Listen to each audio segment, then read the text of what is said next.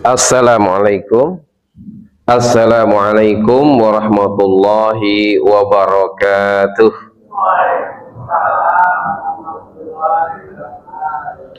Alhamdulillahi rabbil alamin. Wa bihi nasta'inu wa nastaghfiruh wa na'udzu billahi min syururi anfusina wa sayyiati a'malina. Man yahdihillahu fala mudilla lah wa man yudlil fala hadiyalah.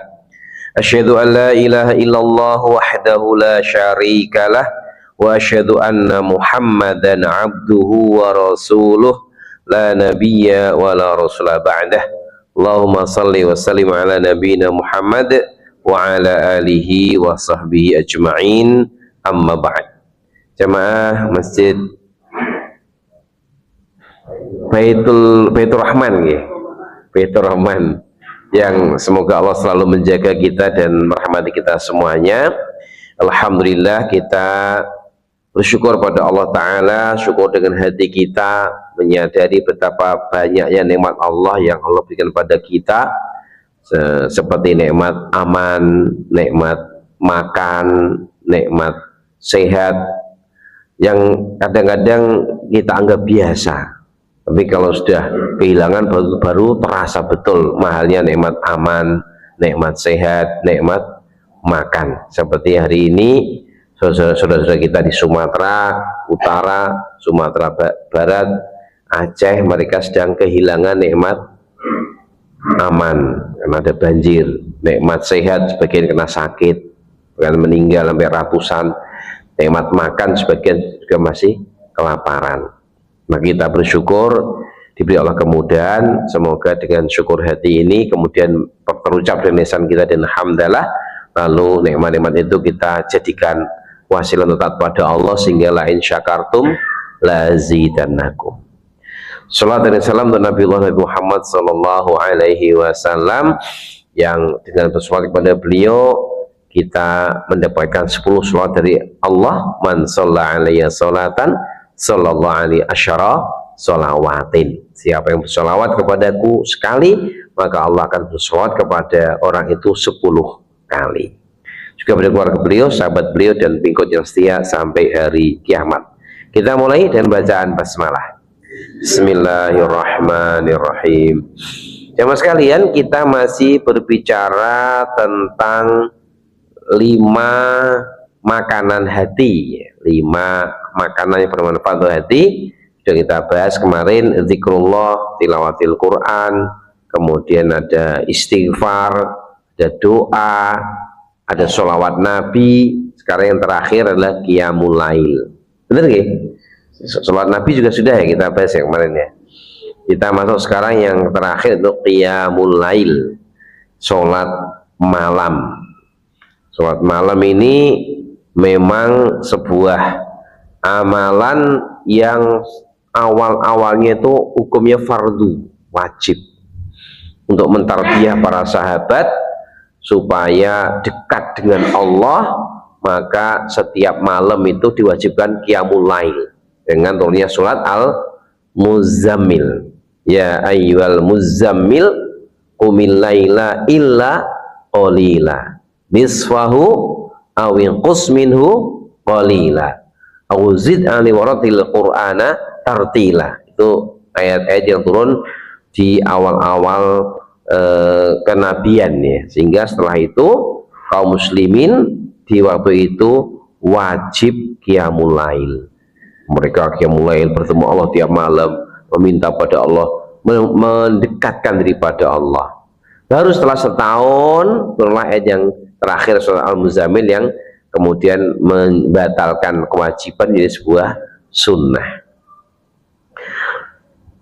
Begitu pula kita tahu qiyamul lail ini juga yang dulu menjadi perintah pertama atau hasungan pertama Nabi ketika beliau pindah ke Madinah.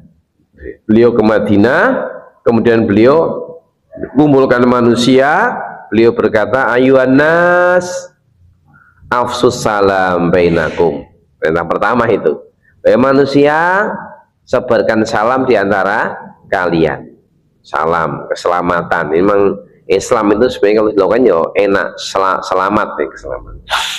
Afsus salam bainakum, bahkan salam kita pun luar biasa ya, assalamualaikum, semoga keselamatan untuk kamu.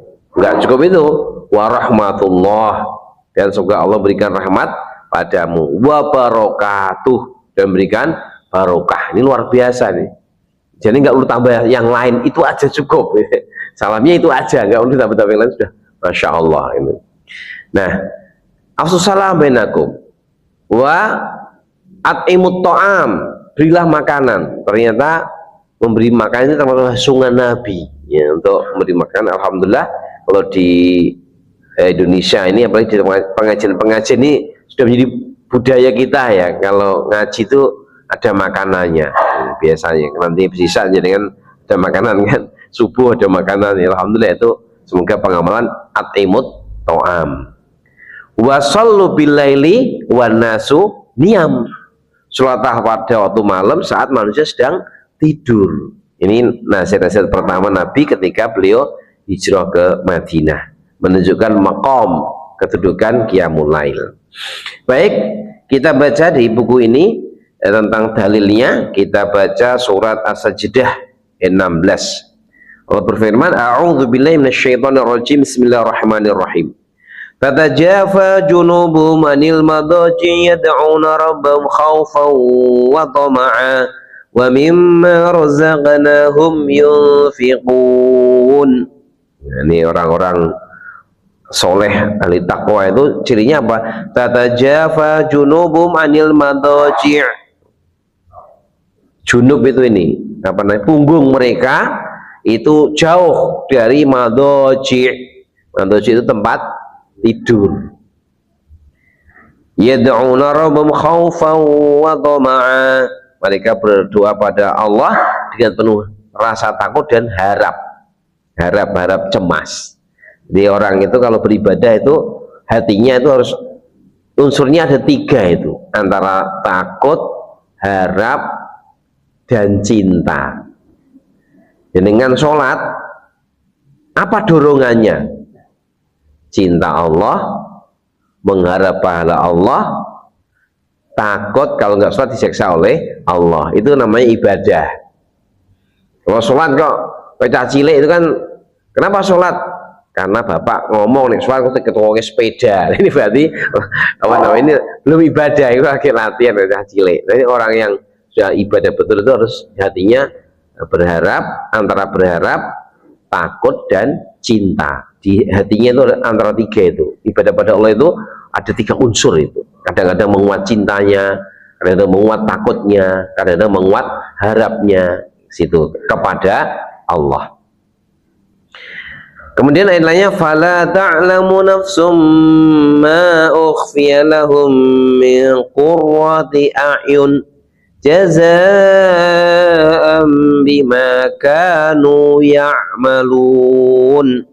Nah, ini balasan ya, orang yang di dunia suka ibadah sholat malam, kemudian artinya harap-harap cemas tadi, suka bersedekah, maka balasannya apa? Kau tidak tahu, satu jiwa tidak tahu apa yang disembunyikan untuk mereka dari qurrati a'yun, sesuatu yang menyenangkan mata, kenikmatan surga yang mereka tidak tahu. Karena memang nikmatul jannah ini mala ainun ro'at, apa-apa yang tidak pernah terlihat oleh mata, wala udhunun sami'at, tidak pernah terdengar oleh telinga, wala khotara ala qalbi bashar, tidak pernah terdetik dalam jiwa manusia.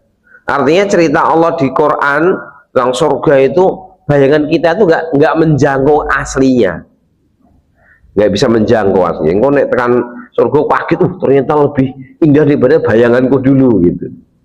Itu yang maksudnya min qurrati a'yun jazaa'an bima kanu ya'malun, sebagai balasan dari apa yang mereka lakukan. Itu tadi ya, kalian telah disampaikan tadi.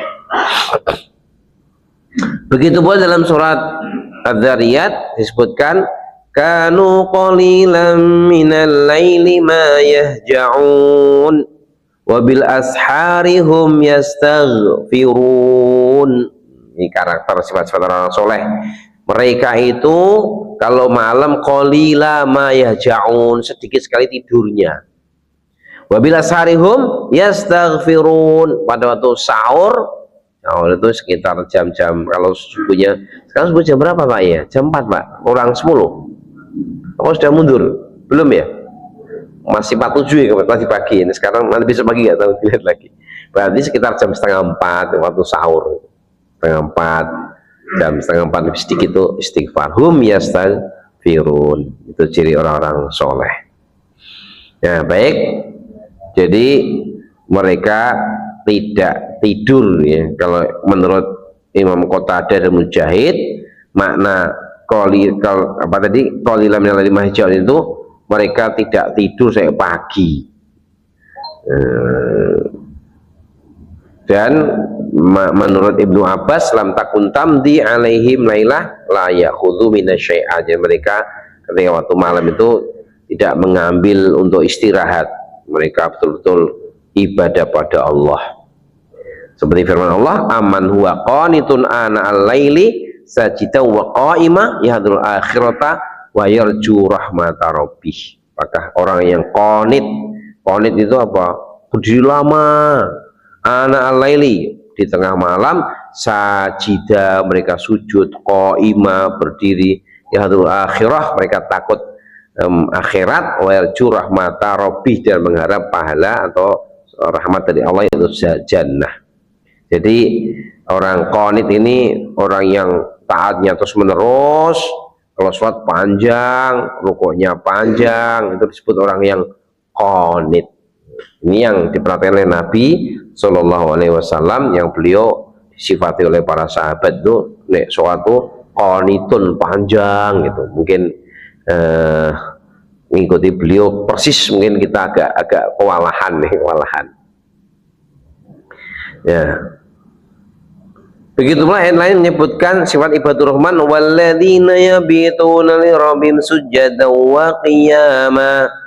Al-Furqan ini banyak sifat ibadur rahman, di antaranya apa? Yang memasuki waktu malam untuk Rabb mereka dengan sujud wa qiyama, dengan sujud dan qiyam, yaitu qiyamul lail. Ya. Jadi begitulah ini karakter orang soleh itu qiyamul lail.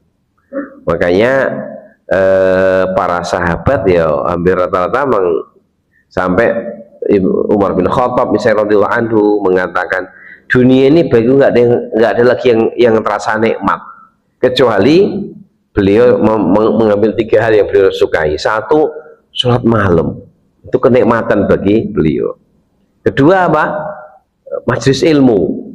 Ketiga, jihad fisabilillah. Sampai begitu orang-orang soleh pada zaman dulu, sahabat Umar itu sudah tidak terlalu menikmati apa indahnya dunia ya. Nah, orang sekarang ini malah pengennya nikmati dunia melulu kan. Terus sudah apa sih nikmat dunia kan, sudah hatinya itu akhirat juga. Sing kira-kira manfaat apa? Qiyamul lail, majelis ilmu, jihad fisabilillah. Jadi sampai seperti itu sahabat Umar bin Khattab radhiyallahu anhu. Ya. Kemudian ada riwayat pada zaman Nabi itu sering orang-orang itu kalau ngimpi itu cerita pada Nabi. Cerita Nabi mentakwil. Ini memang mimpi-mimpi itu ada takwilnya sama sekalian. Ada sebuah kitab tentang khusus takwil mimpi. Nah, saya pernah lihat tapi saya pas nggak beli, jadi saya nggak tahu itu. Jadi ada kumpulan takwil mimpi para salaf. Nek mimpi ini apa itu ada ternyata. Nah, meskipun kalau di Jawa ini ada juga tapi kayaknya tidak sesuai ya. Nek zaman saya kecil kan, nek ngimpi dikejar ular itu apa Pak? Dekat jodohnya kan gitu ya. Padahal itu sebenarnya kalau takwil Islami itu bukan dikejar, itu kejar setan itu.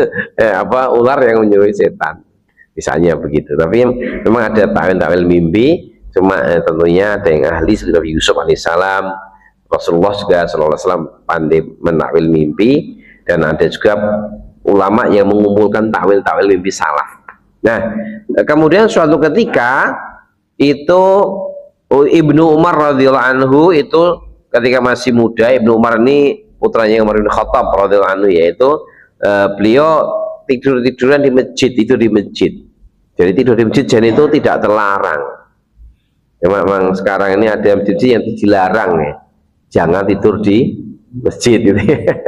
Ya mungkin kalau untuk kebersihan, tapi bagus kalau masjid itu memang maftuh gitu ya, maftuh terbuka untuk penerimaan Islam, itu bagus ya kan. Seperti saya kemana itu ya Pak ya, ada di antara Purwokerto ke sini itu ada masjid miliknya Muhammadiyah kayak itu, masjid besar itu, malah ada tempat khusus untuk para musafir, jadi bisa istirahat, bahkan disediakan kopi, disediakan teh. Itu mungkin bagus ya untuk membuat orang senang ke masjid, jangan malah apa ya masjidnya dilarang tidur terus setelah ini langsung kunci jegrek semua ya. Tapi memang kadang-kadang mungkin itu karena ada peristiwa ya, dibuka ternyata masih dicolong mic-nya gitu ya.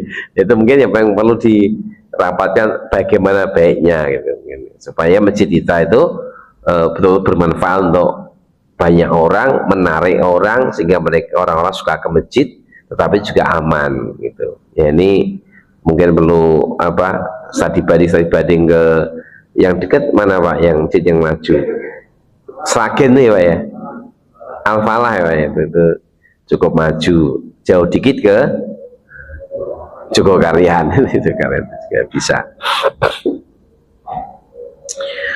Saya sering usul Pak, masjid itu nih bisa punya bank masjid Pak. Jadi jamaah kan banyak ya, ngumpul ke duit dibuat bank simpan pinjam, tapi tidak pakai bunga. Jadi kalau minjemnya itu untuk usaha, nah dipinjemin, nanti kalau untung bagi hasil lah gitu. Nih minjemnya kepepet, ya sudah nggak usah bunga, ini nulung. Nih kuat balik alhamdulillah rakyat ya wis ikhlaskin. Insya Allah laris Pak itu ya bagi itu. Karena itu kan dimunculkan dari sedekah kan tidak apa-apa gitu. Jadi kalau bisa bagus itu, artinya memang untuk menolong tahun itu bisa bagus. Karena sekarang ini kan repot ya, bank-bank yang ada ini kepepet pun tetap dikasih, dimintai bunganya kan.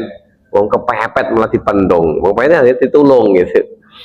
Ya, tapi kalau usaha baru karena ini. Makanya kalau bank-bank yang Islami itu biasanya kalau yang kepepet itu namanya baik qardun hasan, pinjaman baik yang tidak kena bunga biasanya gitu.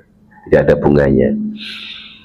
Karena itu kayaknya kebutuhan umat ya untuk minjem itu. Paling kalau musim apa itu awal tahun pada menyekolahkan anak itu sing do golek utangan atau oke biasanya itu. Ya.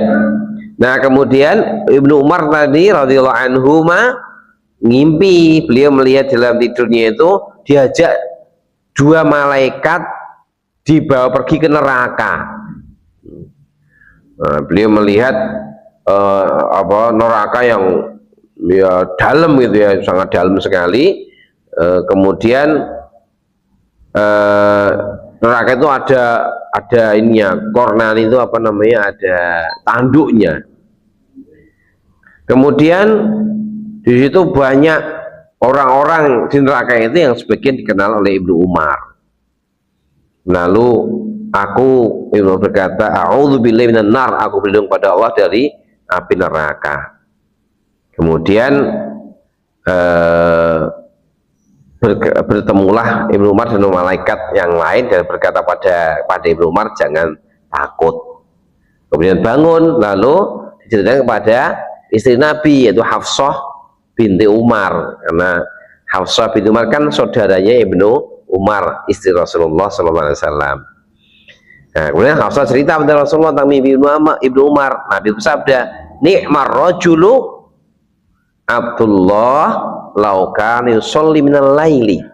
Kemudian Nabi bersabda, orang yang paling hebat, paling bagus, nikmat hamba yang paling bagus itu Abdullah bin Umar kalau dia selalu sholat malam. Nah, kemudian setelah disebutkan seperti itu, akhirnya Ibnu Umar radhiyallahu anhu tidak pernah meninggalkan qiyamul lail. Itu tentang cerita Ibnu Umar radhiyallahu anhu yang bisa melazimi qiyamul lail. Nah, jamaah sekalian, qiyamul lail ini sudah jelas kita tahu semua bahwa sholat yang paling utama setelah sholat fardu adalah qiyamul lail. Afdhalus sholati ba'dal maktubati qiyamul lail. Sholat yang paling utama setelah sholat wajib adalah qiyamul lail. Maka ini harus menjadi perhatian kita, tetapi dengan juga perhatian kepada sholat fardu. Sholat ini PR kita Pak Bu sekalian, itu adalah bagaimana kualitas sholat ini kita terus tingkatkan. Karena sholat itu yang membuat kita beruntung itu yang apa? Khusyuk. Qad aflahal mu'minun alladzina hum fi sholatihim khashi'un. Ini yang paling abot, yang kita sudah berusaha sejak kecil tapi berat ya. Berat apa ringan Pak? Khusyuk itu. Khusyuk dari awal sampai akhir. Berat sekali kan ya ini. Maka ini harus kita upayakan betul, terus kita perjuangkan, karena memang itu setan tahu ini nilai kita. Kalau kita ini bisa ya, bisa. Maka kan ada ayat inna sholata tanha anil fahsya'i wal munkar. Itu kalau sholatnya betul-betul dinikmati seperti pertemuan dengan Allah gitu.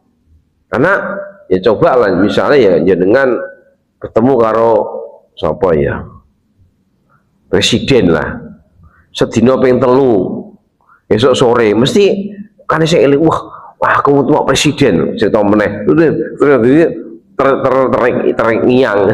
Nah ini kita ketemu Allah tapi merasa biasa. Ini yang kita masih mengelemah. Jadi harusnya kalau ya Allah, ketemu Allah, diajak ngobrol sama Allah, apa langsung ketemu Allah, mi'raj dengan Allah, ini kan luar biasa kalau kita rasakan, sehingga kita merasa ini dekat dengan Allah Ta'ala. Itu kalau belum tahu qiyamul malam-malam Allah turun ke langit dunia, kita ketemu Allah lagi, itu kalau bisa dirasakan, Masya Allah. Ini yang PR kita, dan itulah yang memang setan berusaha terus untuk menggodanya. Makanya kita kadang merasa pas orang sholat itu lah orang eling opo-opo, pas sholat lah eling opo-opo gitu. Karena dia bertingkat-tingkatkan setan sampai kita akhirnya lupa rakaat berapa. Itu memang dari setan seperti itu.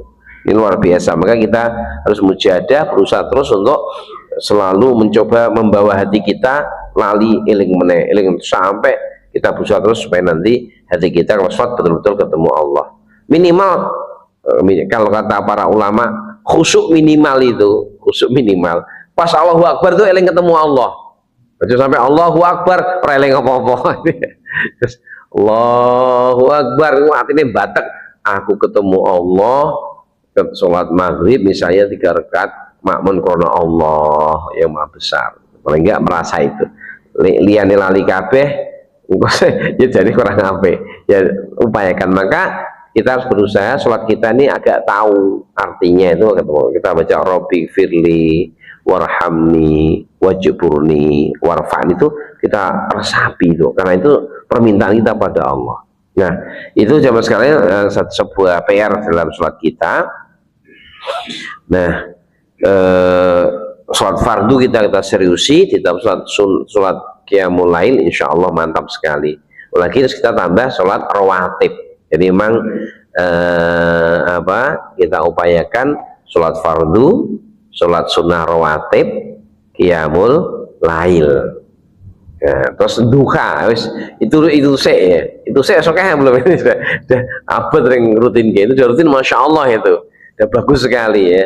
Tiap terutama rawatib yang sunnah muakkadah, kan ada banyak rawatib, tapi yang muakkadah kan sebelum subuh 2 rakaat, kemudian sebelum duhur 4 rakaat, setelah duhur 2 rakaat, setelah maghrib 2 rakaat, setelah isya 2 rakaat. Itu sunnah muakkadah. Ini bisa kita kuatkan itu, sehingga waktu abad biasanya qobliyah zuhur Pak ya, ono azan leleh-lesek atau komat. Tapi kita upayakan usaha itu yang kita coba lazimi nanti qiyamul lail. Kalau nggak kuat qiyamul lail wasal, ya mungkin witir juga ada. Seperti nasihat Nabi kepada Abu Hurairah radhiyallahu anhu supaya witir setiap apa? Setiap malam sebelum tidur. Itu Abu Hurairah diwasiati Nabi untuk selalu witir sebelum tidur supaya nanti tidak ketinggalan qiyamul lail. Meskipun nanti bangun ya qiyamul lail, tahajud, tapi sudah witir. Begitu pula dilakukan Abu Bakar radhiyallahu anhu. Karena Nabi tanya kepada Abu Bakar, "Ya Abu Bakrin, kapan kamu witir?" "Saya witir sebelum tidur ya Rasulullah." Kemudian tanya kepada Umar, "Ya Umar, kapan kamu witir?" "Akhir malam Rasulullah, setelah sholat tahajud." Nabi itu sabda, "Abu Bakar, engkau laki-laki yang hati-hati. Umar, engkau laki-laki yang kuat." Dua-duanya dipuji oleh Rasulullah SAW. Jadi silakan, mau witir duluan boleh, mau witir akhir juga tidak masalah. Ya, Rasulullah juga sangat perhatian kepada masalah ini, sehingga beliau sering membangunkan anak dan menantu tersayang beliau. Siapa? Ali bin Abi Thalib radhiyallahu anhu bersama Fatimah. Itu beliau sering bangunkan, "Ya Ali bangun, ya Fatimah bangun, sholat malam." Maka termasuk suami istri itu yang dirahmati Allah siapa? Yang suka bangunin pasangannya. Rahimallahu imro'an, kata Nabi, Allah merahmati seorang laki-laki qoma minal laili, dia bangun malam. Kemudian apa? Fasolar ini, lalu sholat 2 rakaat. Fa'eqadha imro'atahu, lalu dia bangunkan istrinya. In abad, kalau istrinya males, nadija fi wajhiha alma, suaminya nyiprati wajahnya dengan air. Mau nanti Pak? Allah ya durung juga. Malah biasanya istri saya lebih duluan bangun dibanding saya.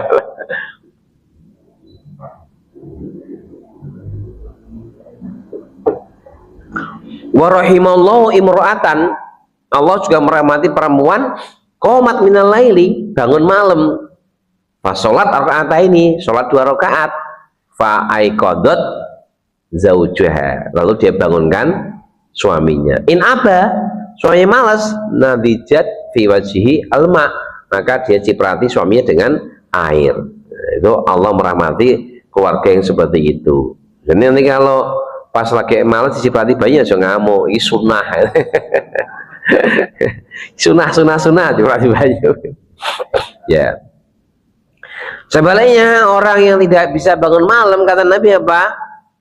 Orang yang tidak bangun malam itu orang yang dikencingi telinganya oleh setan. Dan ternyata memang setan tuh sejak awal berusaha membuat orang nggak bangun. Maka Nabi pernah bersabda nanti sahih, hamba Allah itu kalau mau tidur itu diikat dengan 3 ikatan. 3 ikatan. Kalau dia bangun, berzikir, lepas ikatan pertama. Dia wudhu, lepas ikatan kedua. Dia sholat, lepas ikatan ketiga. Maka dia nanti pagi dalam kondisi nasyiton. Nasyiton itu apa? Semangat, energik. Dia mulai energik. Nah, tapi kalau dia nggak bangun, maka dia dalam kondisi apa? Khumulan. Bahasa Arabnya khumulan. Bahasa Indonesianya kemulan. Sejauh ini ya, kemulan itu. Ternyata kalau soal Arab khumulan, kemulan. Nah, kayaknya apa? Males. Ya, jadi loyo, bingung kayak mau ngapa, nggak tahu, kayaknya waktunya habis. Maka ini ya kita upayakan, kita latihan raketang rong rokaat itu udah lumayan. Ya, begitulah tentang qiyamul lail. Baik, sekarang kita masuk gimana sih Nabi dalam qiyamul lail. Pertama, tulul qiyam, apa, bangunnya lama, berdirinya lama. Ini disaksikan oleh Ibnu Mas'ud radhiyallahu anhu, salah satunya Ibnu Mas'ud, ada Ibnu Abbas, ada Hudzaifah. Salaitu ma Nabi sallallahu alaihi wasallam kata, falam yazal qa'iman hatta hamamtu bi amrin su. Saya pernah sholat sama Nabi pada suatu malam, berdiri lama sampai aku pengen sesuatu yang nggak baik. Sahabat tanya, apa keinginanmu yang apa itu, saya kepengen duduk karena nggak kuat berdiri sama Nabi. Itu berarti Nabi sholatnya sangat panjang. Begitulah Ibnu Abbas pernah menceritakan seperti itu, menceritakan bacanya Al-Baqarah, dilanjutkan Ali Imran, dilanjutkan An-Nisa. Sekali berdiri, Masya Allah ya. Kita dibacakan Al-Baqarah sudah kuat ini. Al-Baqarah bisa. Ini menunjukkan Nabi sangat menikmati ibadah. Ibadah bagi Nabi sudah bukan beban lagi, bukan kewajiban lagi, tapi naik kepada apa? Kebutuhan beliau, kenikmatan beliau. Karena nikmat bertemu dengan orang yang sangat beliau cintai, yaitu Allah Subhanahu wa taala. Orang sudah mencintai Allah itu ketemu tuh senang gitu loh. Nah, kalau orang-orang awam kan masih lebih kepada kewajiban gitu ya. Tapi kalau sudah menikmati ketemu Allah, cinta Allah itu sudah senang. Maka Rasulullah kalau sholat itu berkata, ya Bilal, arihna bis sholat, Bilal, tenangkan jiwa kita dengan sholat. Nah, ini yang harus kita juga cari, bagaimana kita sholat itu kenikmatan, bermunajat dengan Allah, memohon kepada Allah, mengadu kepada Allah. Ini yang harus kita upayakan. Berarti kita memang harus mengetahui makna-makna sholat gitu. Teman sekalian, panjangnya Nabi sampai seperti itu ya, ini sekedar tahu dulu ya, karena kalau praktek kita ya urung kelas kita kelas. Kalau ada yang mampu ya alhamdulillah. Jadi beliau memang seperti itu, panjang, dan beliau ini kalau sholat itu hampir sama ya, antara berdiri, ruko, sujud itu sama-sama panjangnya. Meskipun nanti ada pendapat ulama yang paling banyak sholat paling baik itu ya yang banyak sujudnya, tapi praktek Nabi yang pasti beliau sholatnya tidak lebih dari 11 rakaat. Karena apa? Waktunya sudah habis gitu loh. Sholatnya itu 8 rakaat itu sudah ngentek waktu gitu. Nah, makanya kemudian generasi berikutnya karena tidak kuat, terutama Qiyamul Lail Ramadan ini kan mau Ramadan, itu kan akhirnya ada yang 20 rakaat, ada yang 36 rakaat. Kenapa? Tidak kuat sepanjang Nabi, maka diperbanyak rukuk dan sujudnya. Nabi kan mungkin Al-Baqarah itu aja Nabi bacanya tidak cepet-cepetan ben rampung, ora ngocong ada tentang surga, minta surga dulu, neraka kan panjang itu. Nah, para sahabat nggak kuat semuanya, akhirnya banyak yang istihad, akhirnya qiyamulnya 20 rakaat. Jadi nanti kalau Ramadan, qiyamul Ramadan itu ya enggak apa-apa, 11 boleh, 20 juga tidak masalah. Yang masalah itu kalau tidak tumak nina gitu ya. Ini masalah. Orang rakaat kok 5 menit rampung misalnya, kan itu enggak kurang. Jadi yang penting di situ yang penting. Makanya alhamdulillah Pak, saya pernah sholat malam di Masjidil Haram. Nah, berapa tahun yang lalu saya pernah berangkat umroh apa itu yang rotok murah itu Pak namanya? Packmaker atau backmaker itu ya? Backmaker ya. Backmaker itu saya umroh belum balik bareng-bareng, tapi itu yang murah-murah, itu yang sak kamar wong pitu wong wolu. Karena qadarullah alhamdulillah itu ya Allah sudah menghendaki ya, tiba-tiba ada wali murid yang rezekinya longgar, tiba-tiba minta, Ustaz goleki wong 5, Ustaz Darusyadah mau kita kasih umroh yang murah-murah itu. Saya ikut umroh pas 10 hari terakhir Ramadan. Nah, di Mekah sendiri itu kalau ba'da isya sholat taraweh 11 rakaat. Jam 1 ada lagi taraweh 21 rakaat. Jadi tidak ada problema gitu ya. Mau walu silakan, malah saya melu kabeh itu. Sebagiannya ya bar isya ya melu, malam melu lagi ya. Yang penting witirnya 1, karena memang qiyamul lail itu sebenarnya tidak harus berapa, artinya tidak ada batasan lah. Yang penting sholat malam nanti sebelum akhir witir gitu aja, itu tidak ada masalah. Jadi loh kok Nabi cuma 11, Nabi panjangnya kayak gitu tadi itu. Jadi, nah kita kan ngambil sunnahnya 11-nya. dawane ora melu. Tapi tidak apa-apa, artinya yang penting jangan menganggap yang sholat lebih 11 itu bid'ah, jangan gitu maksud saya gitu aja ya. Jadi itu tidak ada yang bid'ah, 11 monggo, 21 monggo, 20 monggo, 3 zaman Imam bin Abdul Aziz 36 monggo, itu tidak ada masalah. Yang penting tumaninah tadi itu gitu. Baik, jadi sama sekalian tentang sholat malam, hukumnya apa? Sunnah ya, sunnah muakkadah. Kemudian Nabi sendiri kalau sholat itu dua rakaat salam. Jadi nanti ada hadisnya ya, 2 rakaat salam. Jadi memang ada beberapa pendapat. Adalah hadis Bukhari sebutkan Ibu Aisyah cerita Nabi itu sholat malamnya jantannya bagus dan panjangnya 4 rakaat salam, 4 rakaat gitu. Nah ini sebagian kaum muslimin mengambil hadis Bukhari ini berarti sholat malam itu 4 rakaat. Tapi riwayat lain menyebutkan Ibu Aisyah tanya Nabi sholat malamnya gimana? Masna 2 rakaat salam, 2 rakaat salam. Nabi ditanya orang dari jauh, Rasul qiyamul itu gimana? Qiyamul masna. Qiyamulnya 2 rakaat. Ini khital subha fa'util wahidah. Kalau takut subuh, witirlah 1 rakaat. Nah, dari sini wallahu alam kalau ada pendapat 2 itu, ada yang 4, ada yang 2. Tapi dari nas-nas itu kalau merujuk kepada namanya kitab Fathul Bari. Ngetos Fathul Bari ya. Fathul Bari itu syarahnya Sahih Bukhari. Jadi Sahih Bukhari itu disyarah diterangkan oleh Ibnu Hajar Al-Asqalani. Kitabnya namanya Fathul Bari. Di situ memang Ibnu Hajar menerangkan jadi 4 rakaat itu masih global. Dirinci oleh Ibu Aisyah dengan 2 rakaat. Jadi 4 rakaat itu Nabi sholat 2 rakaat, salam langsung 2 rakaat salam disebut 4 rakaat. Istirahat agak lama, kemudian 4 lagi. Gitu. Maka wallahu alam ini saya pribadi lebih mutmain kalau sholat malam itu 2 rakaat salam. Meskipun nanti kalau ada yang meyakini 4 rakaat ya monggo, tapi dari nas-nas dalil itu kayak lebih kuat kalau 2 rakaat salam. Kalau yang 4 rakaat itu ikhtilaf, kalau semuanya sepakat tidak ada masalah itu.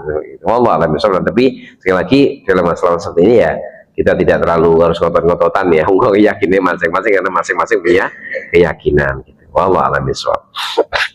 Jenengan nek qiyamul lail biasanya 4 apa 2 gitu.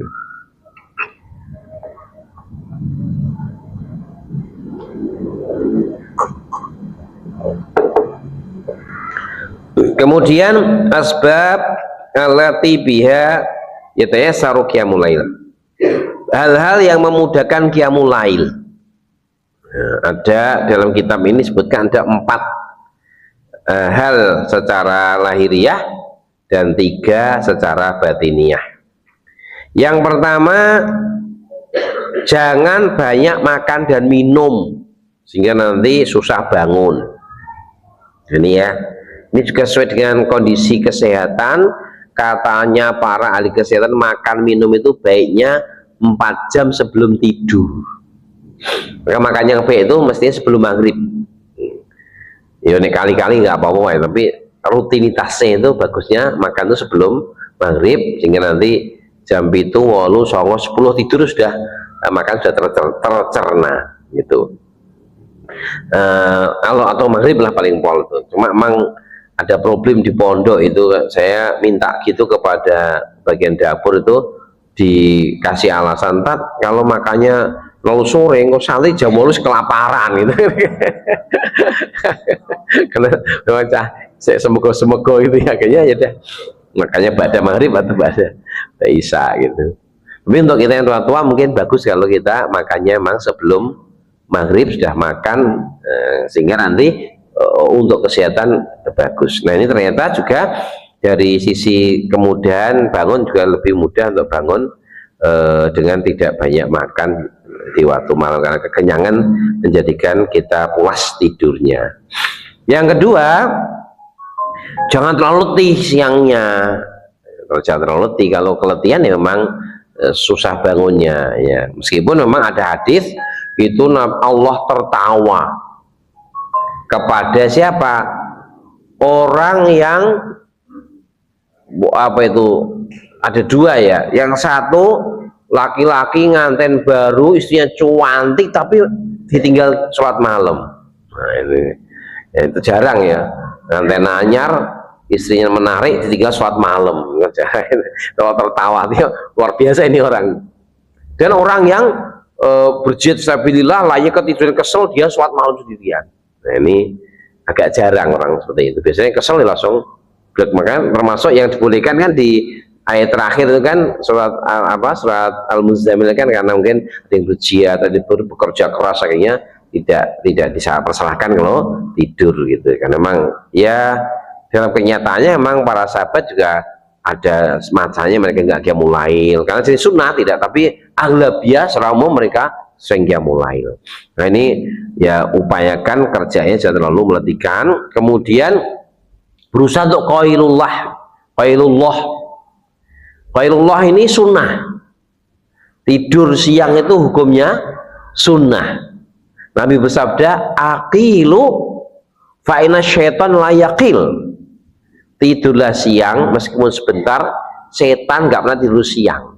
Jadi ini untuk menyelisih setan, tidur siang.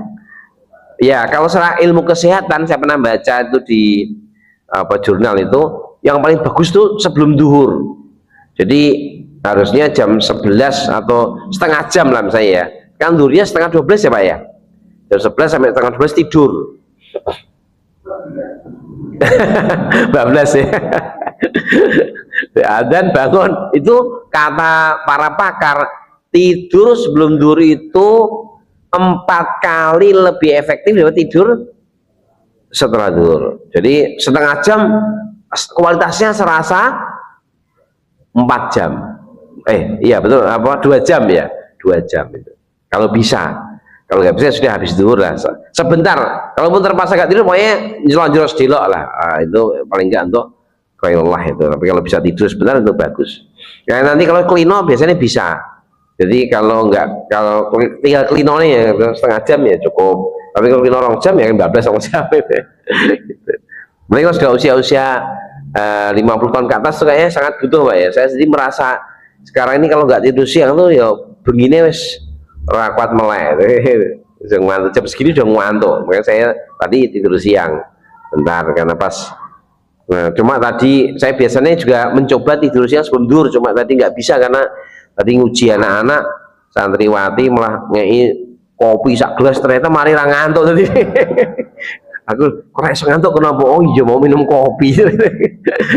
Biasanya saya bisa tidur jam 11 sampai setengah 12 tidur, itu bisa kalau pas tidur sudah tinggal aktivitas lagi. Tapi ternyata tadi nggak iso karena tadi minum kopi ya, baru jam setengah 2 bisa tidur. Ya jadi itu jangan meninggalkan qailullah, kalau bisa tetap diupayakan tidur sebentar waktu siang. Kemudian yang lainnya jangan memperbanyak dosa di waktu siang, karena itu memang punya pengaruh. Kalau hati ini kan kayak kemarin ada syekh datang ke Rusia itu menafsirkan surat An-Nur ayat 35 itu yang cahaya Allah seperti ada miskat, ada lampunya, ada kacanya. Itu beliau ternyata menerangkan hati manusia ini itu ada cahayanya. Cahayanya apa? Fitrah, ya kan? Iman. Kemudian ditambah dengan Al-Quran. Nah, fitrah iman ini kalau itu cahaya akan menerangi tubuh sehingga tubuhnya semangat berbuat kebaikan.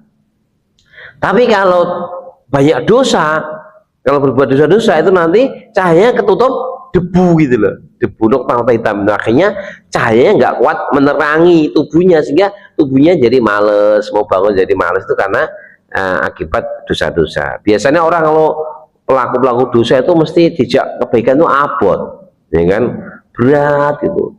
Mau sholat jamaah ya abot karena memang pokoknya dosa memberatkan hatinya itu, sehingga nggak bisa berbuat kebaikan. Situlah pentingnya kita berusaha untuk membersihkan jiwa kita untuk tidak banyak dosa. Kalaupun berbuat dosa, segera apa? Beristighfar pada Allah Subhanahu wa Ta'ala. Imam Tsauri pernah berkata, Ibnu Mas'ud pernah diadui, la nastati'u qiyamul lail, kami nggak mampu qiyamul lail. Beliau menjawab, ab'atakum adzunub, itu karena dosa-dosa telah membuatmu jauh dari qiyamul lail. Begitu pula ada yang ngadu pada Hasan Al-Basri, saya nggak bisa bangun malam, apa obatnya? Kata yang Hasan Al-Basri, la ta'sihi bin nahar wa yuqimuka baina yadayhi bil lail. Jangan maksiat waktu siang, nanti dia Allah akan membangunkan kamu di waktu malam. Imam Tsauri berkata, aku pernah terhalang qiyamul lail sampai 5 bulan gara-gara saya melakukan sebuah dosa. Nah, ini semuanya jamaah sekalian sebagai satu apa namanya peringatan bahwa ternyata yang membuat hati keras itu adalah karena banyak berbuat dosa sehingga terhalang dari qiyamul lail. Itu sebab-sebab lahiriah. Kita masuk yang batiniah, kita percepat ya. Ada 3. Yang pertama, hati harus selamat dari perbuatan bid'ah, kemudian dari cinta dunia berlebihan. Artinya hatinya bergantung kepada dunia itu akan membuat susah ibadah, karena orang yang mikir dunia itu orang mikir ibadah ya, mikirnya ngulek dunia terus itu kan. Terus hati-hati, dunia itu digulai tapi orang usah terlalu dipikirkan sampai bentoyong. Maka dalam hadis, dalam Al-Quran, kalau masalah surga dan ampunan Allah disuruh apa? Segera, sa'a itu segera, cepat-cepat, cekat-cekat. Wasari'u ila maghfiratin, saya baca tadi, segera. Tapi kalau untuk urusan dunia itu famsu fi mana, famsu melaku, biasa melaku. Artinya apa? Rezeki itu sudah ada jatahnya. Orang saya nusan jempal jatahnya kena nih orang orang kena gitu sih gitu ya. Maka jangan terlalu bentoyong mikir dunia, ya dipikir tapi jangan sampai melupakan akhirat. Kemudian yang kedua, rasa takut ini akan memudahkan bangun malam. Takut dengan akhirat, takut dengan neraka, sehingga mudah membangunkan dia dari tidurnya, karena dia tahu itu adalah bagian dari wasilah untuk mendapatkan kemuliaan dia di sisi Allah SWT, sehingga dia semangat untuk bangun malam, takut dengan neraka. Yang ketiga, hendaklah mengetahui fadilah atau keutamaan qiyamul lail, seperti banyak hadis ya, seperti apa tadi Umar tadi, ada juga tentang manhatul ismi, mencegah dosa, untuk sehatul badan, menyehatkan tubuh, itu di antara fadilah qiyamul lail. Belum lagi di waktu-waktu itulah Allah mengijabahi doa seorang hamba. Setiap sepertiga malam terakhir Allah ijabahi, maka sambil qiyamul lail sambil ndonga. Kapan ndongane? Saat sujud, karena itu akrabu mayakul abdu min robbi, sedekat-dekat hamba dan Robnya itu saat dia sujud, maka minta pada Allah. Sehingga mulai doa minta, yang penting mintanya pakai bahasa Arab, karena sholat masalahnya gitu. Jadi dengan apal gitu tunggu atau apa bahasa Arab tuh, insya Allah itu nggak kayak anaknya, itu istrinya, itu keluarganya, itu kesempatan, karena Allah setiap malam berseru itu, man yad'uni, siapa yang minta berdoa padaku, aku kabulkan. Man yas'aluni, saya minta padaku, saya utiyahu, saya beri. Man yastaghfiruni, siapa yang mohon ampun padaku, fa'aghfirulahu, saya ampuni dosa. Itu setiap malam. Maka ini kesempatan kita selain ibadah tulus pada Allah, juga mengadukan kebutuhan-kebutuhan kita, doa pada Allah SWT. Dan doa ini memang apapun minta sama Allah. Sampai Nabi ceritakan, sampai sendalmu putus, copot, mintalah pada Allah. Sebagai tanda kita memang tidak punya kekuatan apa-apa, kita bergantung hanya kepada Allah. Demikian jamaah sekalian, lebih secara singkat ya. Ya, kemudian ini ada permintaan doa untuk Ibu Tutik ibu dari Bapak Arif Joko Nugroho ini sudah wafat apa sakit? Oh, sedang sakit. Sedang sakit, semoga Allah sembuhkan. Mari kita berdoa dan sekali kita doa, termasuk doa mendoakan guru-guru kita, orang-orang tua kita, dan memintakan kesembuhan untuk Ibu Tuti. Allahumma sholli wa sallim ala nabiyina Muhammad wa ala ali Muhammad rasulullah ajma'in. Alhamdulillahirabbil alamin, hamdan yuwafi ni'amahu wa yukafi'u mazidah. Ya Rabbana lakal hamdu kama yanbaghi li jalali wajhika wa 'azimi sultanik. Allahumma sholli wa sallim ala nabiyina Muhammad wa ala ali Muhammad. Rabbana ighfir lana wa li ikhwanina alladhina sabaquna bil iman wa la taj'al fi qulubina ghillan lil ladzina amanu Rabbana innaka ra'ufur rahim. Allahumma ighfir li abaina wa ummahatina wa ajdadina wa masyayikhana ya arhamar rahimin. Al-mashfi Ibu Tuti, Al-mashfiha shifaan ajilan, shifaan li saqama. Allahumma rzuqha afiatan fi badaniha wa raddiha ila sihatan ya arhamar rahimin bi quwwatika fadlika wala haula wala quwwata illa bik innaka ala kulli syai'in qadir. Rabbana atina fid dunya hasanah wa fil akhirati hasanah wa qina adzaban nar. Subhanaka rabbil izzati amma yasifun wa salamun alal mursalin walhamdulillahi rabbil alamin. Demikian jamaah sekalian yang kita bahas pada malam ini. Semoga Allah beri kekuatan kepada kita untuk menjadi ahli qiyamul lail, ahli salat malam, sehingga nanti kita dikumpulkan Allah bersama orang yang ahli qiyamus siyam. Alhamdulillahirrahmanirrahim. Kita akhiri dengan doa kafaratul majlis. Subhanaka Allahumma bihamdika asyhadu an la ilaha illa anta astaghfiruka wa atubu ilaik. Alhamdulillahirrahmanirrahim. Assalamualaikum warahmatullahi wabarakatuh.